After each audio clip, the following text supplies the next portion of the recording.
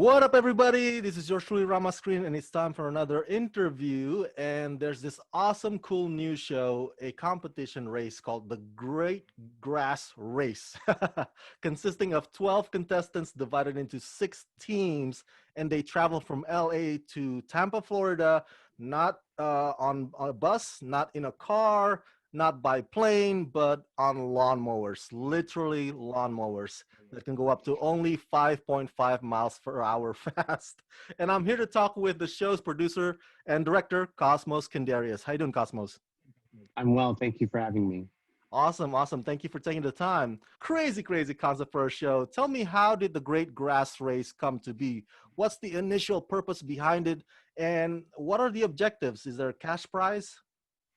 There is a cash prize, and we'll get to that, but we'll save that for later. So, Mm. Dennis Oliver, the creator of the show and the creator of the Menace Vision Network, is connection and community, humanity and the way that we interact is really important to him. And so the shows that he creates and the shows that he designs are all designed around putting people in new situations, uncomfortable situations that force them to ask for help for those around them, force them to build strong relationships with the people around them, force them to build community.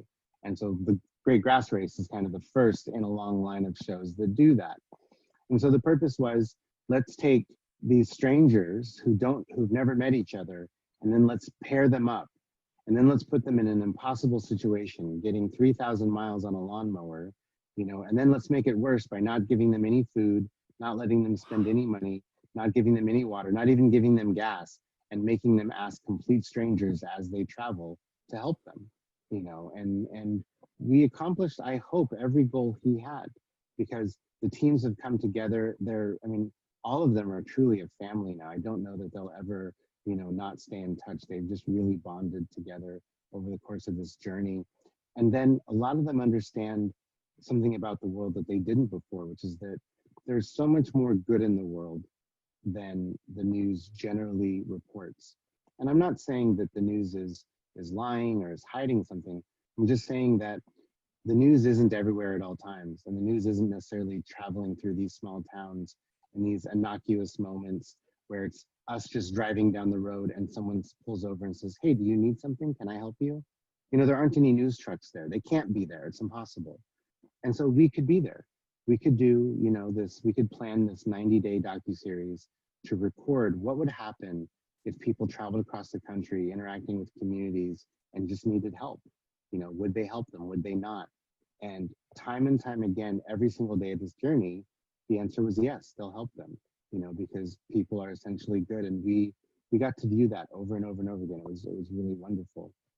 Now back to that cash prize. So the contestants themselves, they're had an opportunity to win up to $100,000. Wow. They get points for miles driven.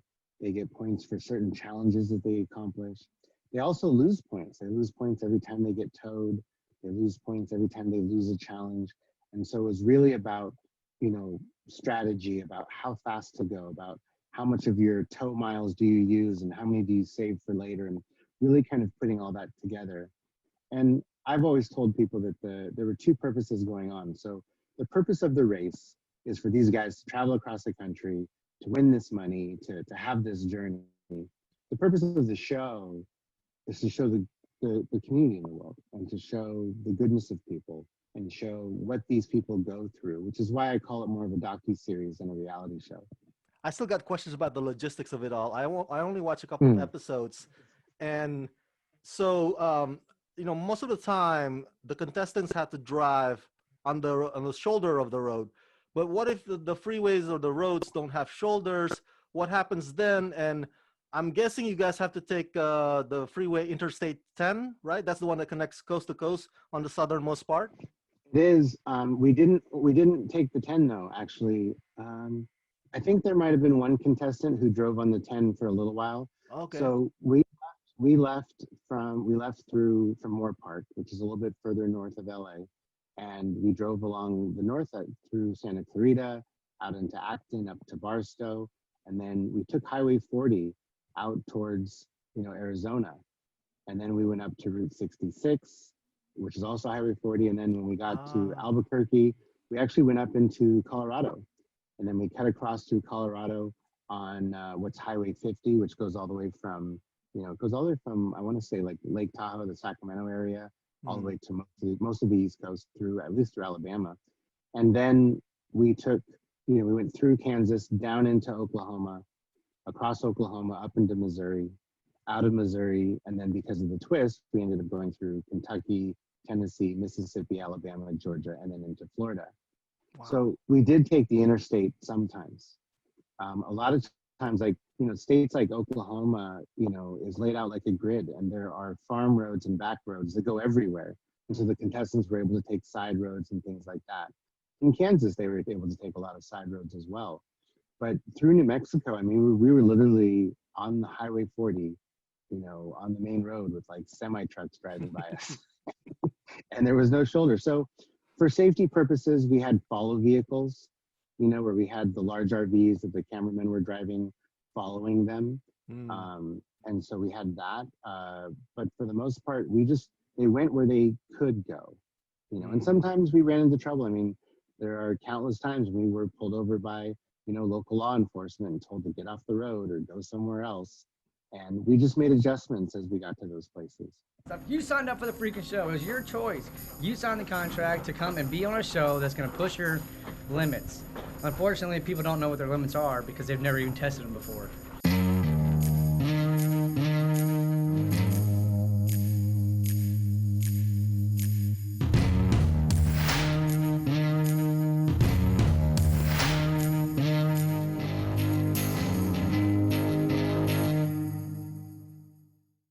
I want to dig deeper to the whole matter of relying on random people's kindness along the way. It's a big gamble, you know. I mean, it's one thing to ask for spare change or ask for food. It's another to ask a motel owner to spare a few bedrooms, like that one episode. I was like, man, I don't know how she pulled that off. That's incredible. And so, can you talk a bit about what are the etiquettes of like, trying to engage in trying to get the result of getting the person to help you? And also, have you guys encountered people who are unfriendly or mean along the way? How do you guys respond to that? I'll address one of the things you said it's a gamble. And what's funny is that I don't think it's a gamble. Hmm. And I know that Dennis Oliver, the creator of the show, doesn't think it's a gamble, because he and I have been, all over the world, both of us separately from each other, but we've both traveled all over the world. And over and over and over again, we have encountered the kindness of human beings Hmm. and the generosity of human beings throughout communities all over the world. And so we knew that that would exist here as well. We both had complete faith in that. And so to us, it wasn't a gamble. Hmm. Now, to the contestants, most of them were terrified, and they're like, no one's going to help us. Everyone's going to hate us. Yeah. It's going to be terrible. And that was part of what the excitement of the show was giving them an opportunity to grow, giving them an opportunity to experience it for themselves, experience that generosity for themselves. The second thing you said was it's easy to get someone to give you change. And that's actually something I've been saying this entire time, because we don't accept any money. The Hmm. contestants are not allowed to accept money from people. And it's because of that exact reason. It's so easy to hand someone a $5 bill and feel like you've made a difference in their life. It's so much more complicated to take 5 minutes out of your day to actually help someone. And that's what we wanted. We wanted to ask people for 5 minutes of their day, for 10 minutes of their day. And we know that we touched those people, that those people felt better after giving us 5 minutes than they would have after giving us $5. And that was an effect that we could have on our community as we went through. As far as the etiquette, it was, we didn't know that people would ask for hotel rooms. We didn't necessarily think that, we didn't know that they'd go to hotel owners. That was after we'd been doing it for a while and people started to see what was working and what wasn't. I actually think that that's something that came out of, kind of the COVID situation, where a lot of hotels that are normally busy during the summer because of families traveling and whatnot were empty. They were at half capacity, if even that. And True. so for them to let someone stay in a room that's going to be empty all night anyways, instead of forcing that person to sleep outside, was easier, I think. And I think that had it not been the pandemic, had it been just any other summer we might have had a lot more trouble getting like hotel rooms donated. But a lot of times people would buy a hotel room and just donate it to the racers. And Wow. they'd go down to the hotel and they'd buy the room. And because they would have opened up their home to us, but they didn't want to let us in because of COVID. But again, they didn't want us sleeping outside. And so they'd say, look, I don't want to let you into my home, but I'll get you a room down the street.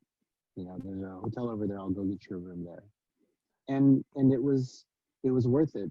The etiquette was be polite and be transparent and let people know what you needed and why you needed it, you know, and let them know that this isn't about panhandling and this isn't about getting things for free.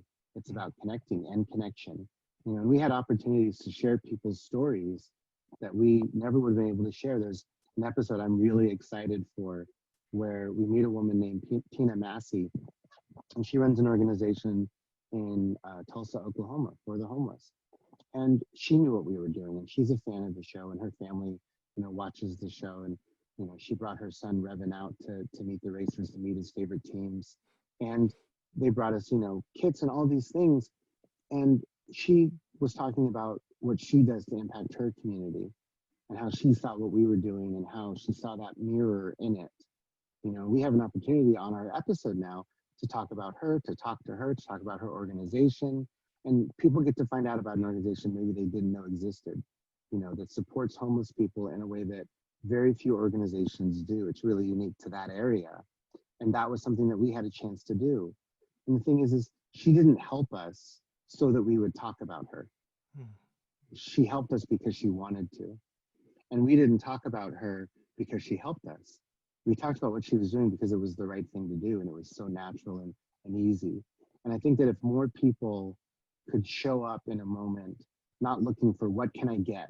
What do I get out of this? How do I take something? How do I get ahead? They just kind of showed up in service. They just showed up to be there for someone. I think that people would get a lot more out of life. But And I gotta tell you before I get to my next, as I'm winding down to my final questions, I gotta tell you that I'm coming from a skeptic, like pessimistic kind of point of view because we're living of in course, a country right now where it's very divisive and polarized, and everybody, things can get heated and hostile, 0 to 60 in just 3 seconds. But hearing what you just told me about what happened with the race contestants and the people they encounter along the way, that kind of restored my faith in my fellow Americans. I mean, I was just like, that's wow. that's what we wanted. We wanted an opportunity to restore people's faith. You know, Dennis has so much faith in humanity and he has so much faith in the goodness of people that he wanted to put a show together that really illustrated that. And just because you brought it up, I'll mention a story that's it's not going to air for a while. It's part of our final race. But you know, we did run into law enforcement along the way. And obviously law enforcement is huge in the news right now. People talking about, you know, defunding the police and all the mistakes that they make and all those things. And we had a situation where two officers pulled over a team of our racers, and our camera person got out like he always does, and he's filming. And the cops were very aggressive. They were like, "What are you doing? Turn that camera off," et cetera, et cetera, et cetera. And they were angry. Wow. And then they talked to us and they said, "Oh, what are you guys doing? What's going on?" "Oh, okay." And in that moment of them taking the time to understand, and in that moment of us not reacting to them, not knowing what's going on, by not freaking out, not being aggressive, and just answering their questions politely, they ended up taking our racers out to breakfast. They were like, "Oh, hey guys, come, let's go get you some food. You guys are out here on your own. Oh my gosh, come on, let's go, let's go." You know, you're right that it's a divisive time and that things can go escalate very quickly. But to escalate, it requires two people. And so, what I really hope people grow into and learn from the show is that how you show up and how you interact with people has so much more to do with how others will interact with you. And so that's the thing that we saw time and time again, is that because we knew we weren't doing anything wrong, because we had no guilty conscience about, oh, maybe I was speeding, or oh, maybe I do have, you know, something I shouldn't have. We were just doing a show. We're just driving across the country. And after talking to us, people understood that. And they knew that there wasn't a threat there. And I just think that if people could, you know, go into situations kind of feeling more calm, which is not always easy, but feeling more calm, that I think that the situations would de-escalate and that a lot of things would be a lot more calm, Agreed. would Agreed. stay stay on an even keel. So, where are you guys now? Have you guys made it to Tampa? Did you guys already We film the have. ceremony? We have the last of the racers have made it to Tampa. The ceremony, the finale will be tomorrow. We're going to have a ceremonial finish. We're filming that tomorrow. We're actually inviting people out to Curtis Hickson Park in Tampa if anybody wants to come. We've put it out on our social media, and we have some people that are coming. We have some fans of the racers that are driving down, and all the social distancing practices are in effect. We're going to have hand sanitizer and our masks and whatnot. But it'll be great to see the people that have been watching us and whatnot. And then we're going to film that tomorrow. We're actually going to take a break with our normal episodes. We're going to release that episode on Friday so that everybody can find out who won, and we're not going to leave them hanging. And then after we release that episode, we'll go back to our normal schedule of releasing episodes about every other day, every other 2 days. And we have about another month of programming. So we're excited for people to see the rest of the journey and how they got to Tampa. And now that they know who won and what place people came in, they can kind of watch it and be like, oh man, they were down and it looked like they were almost out and then they came back, or whatever little journey they see along the way. And that's that hero's journey that we love in sports movies. And now they'll have it in a reality show. Now they'll have it in something that's real, that actually just happened this summer. And we really want that to inspire hope in people. All right. And lastly, I'm going to give this time for you to do the plug. What is Menace Vision? And where can my fans watch the show, The Great Grass Race? So Menace Vision is a network and a platform that wants to challenge the norms of creativity and of the programming that's being put out. We want all of our programs to have a positive impact on community, on humanity, and on making people happy. We put out family programming that you can always sit at home and watch with your kids and never have to wonder, oh wait, can they watch this episode? Should I watch it first? What am I about to show them? And just let people enjoy themselves. They can find us at menacevision.com. It's free to anyone and everyone. We also have an app that's available in the iTunes store and on Google Play. And then you can find us on Instagram at menacevision. And you can also find me on Instagram at Kiindarius and kind of see the updates I'm doing with Menace Vision, with my other projects, and just how the world is going. All right, everybody, go check out The Great Grass Race on menacevision.com. And Cosmos, thank you for talking with me. And again, congratulations. Thank you for having me. It's great.